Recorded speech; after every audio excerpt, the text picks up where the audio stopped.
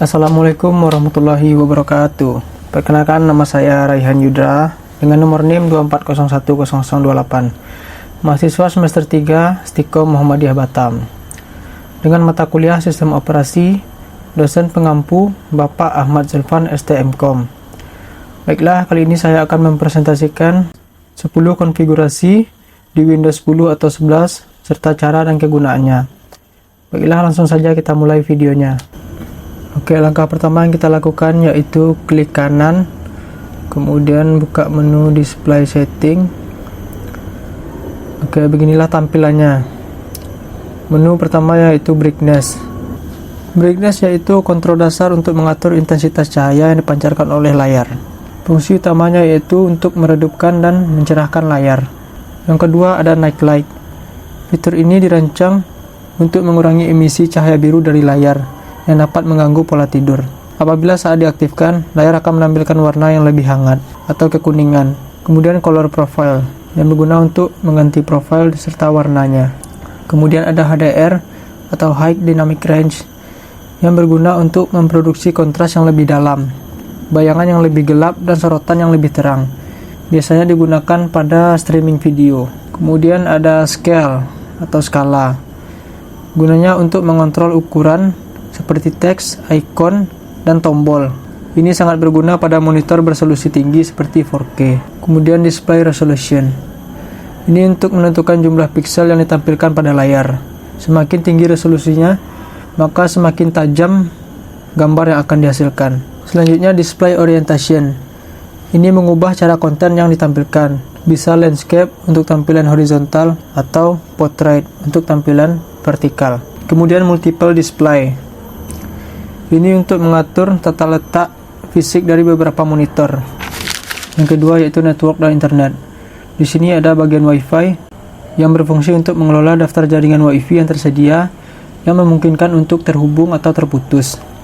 Yang kedua ada Ethernet yang berfungsi untuk mengelola koneksi jaringan nirkabel dan untuk mengatur IP secara manual juga dan pengaturan DNS.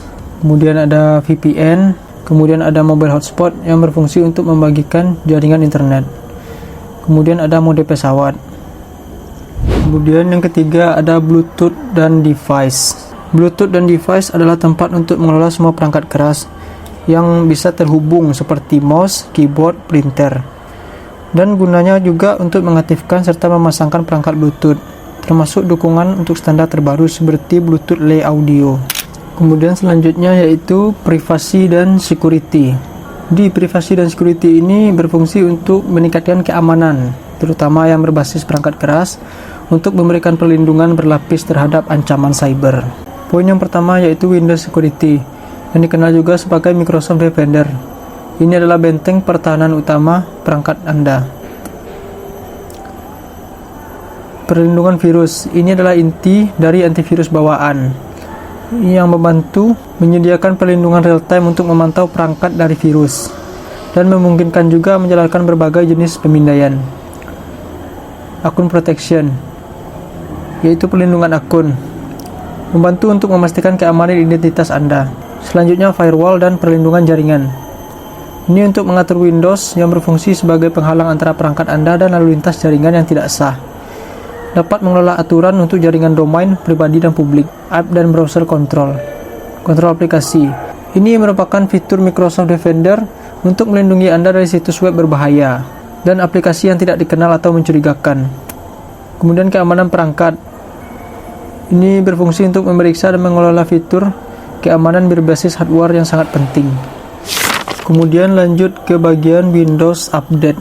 Windows Update yaitu melakukan Windows secara teratur di Windows 11 yang berguna untuk memastikan perangkat selalu terlindungi dari ancaman cyber, kinerja sistem yang lebih cepat dan stabil, serta mendapatkan akses ke fitur-fitur modern dan mendapatkan peningkatan desain antarmuka yang dirilis oleh Microsoft. Kemudian selanjutnya yaitu Time dan Language. Pengaturan ini berfungsi untuk mengelola tanggal, waktu, dan zona waktu sistem komputer Anda. Yang pertama, Date and Time. Ini yaitu Set Time Zone Automatically. Ini berfungsi untuk mengatur waktu secara otomatis. Kemudian zona waktu atau time zone Kita dapat memilih zona waktu secara manual dari daftar ini. Show time and date into system tray, yaitu untuk menampilkan tanggal dan waktunya pada sistem. Kemudian pada bagian language dan region. Di Windows Display Language ini digunakan untuk memilih bahasa utama yang digunakan untuk menampilkan menu, dialog, dan elemen antarmuka pengguna Windows lainnya. Poin selanjutnya yaitu personalization.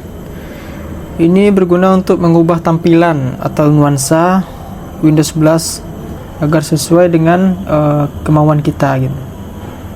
Di bagian background yang berfungsi untuk mengubah latar belakang. Kemudian di bagian colors yaitu kita bebas mengatur mode terang dan gelap, mode gelap dan terang. Dan di sini ada pilihan warnanya ya.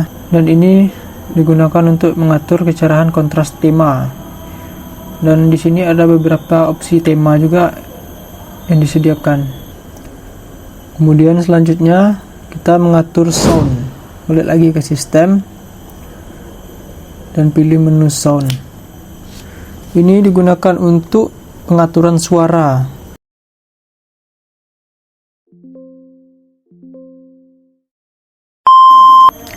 Oke, selanjutnya di bagian ada storage dan setting. Kita pergi ke sistem dan menu storage. Storage sendiri merujuk pada tempat di perangkat di mana data digital disimpan secara permanen. Ini untuk menyimpan, mengakses aplikasi, dokumen, foto, video, dan file lainnya.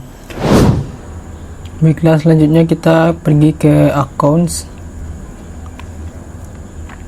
Di sini kita bisa memasukkan atau mengubah akun Microsoft kita, dan juga untuk mengatur akses dan pengaturan individu. Ada dua jenis izin: administrator, kontrol penuh sistem, dan standar user. Cocok untuk pengguna sehari-hari dengan izin terbatas. Dan juga menyediakan sinkronisasi dan layanan cloud atau akun lokal. Pengelolaan akan dilakukan melalui settings. Dan ini akun Microsoft saya. Oke, baiklah, sekian presentasi dari saya. Terima kasih. Assalamualaikum warahmatullahi wabarakatuh.